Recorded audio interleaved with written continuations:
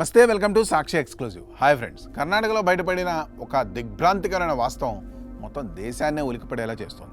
మీకు తెలుసా, మన పొరుగు రాష్ట్రమైన కర్ణాటకలో ఏకంగా 56,000 మందికి పైగా ప్రజలు తాము హెచ్ఐవి పాజిటివ్ అనే విషయాన్ని కనీసం గుర్తించకుండానే సాధారణ జీవితం గడుపుతున్నారు. భారత్లోనే ఇంత భారీ స్థాయిలో లక్షణాలు గుర్తించని కేసులు నమోదైన రాష్ట్రంగా కర్ణాటక నిలవడం అత్యంత ఆందోళన కలిగిస్తుంది. వివరాలంటే ఈ వీడియోలో చూద్దాం.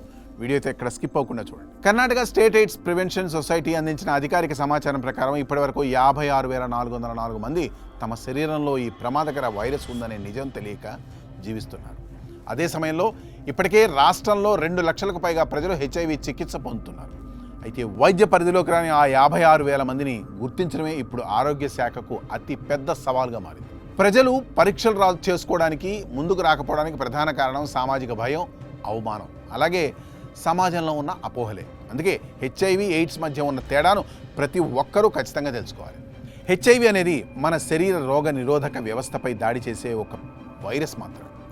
సరైన సమయంలో చికిత్స తీసుకోకపోతే ఆ వైరస్ తీవ్ర రూపం దాల్చి రోగనిరోధక శక్తి పూర్తిగా నశించిపోయే స్థితిని ఎయిడ్స్ అంటారు. అంటే హెచ్ఐవి సోకిన ప్రతి ఒక్కరికి ఎయిడ్స్ ఉన్నట్లు కాదు.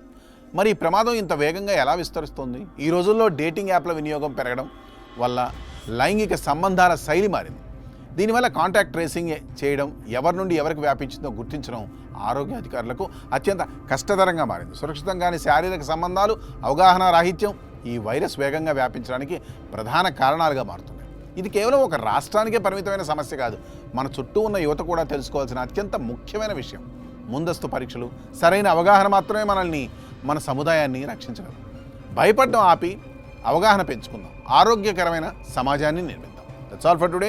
This is R. Krishna signing off for Sakshi Exclusive.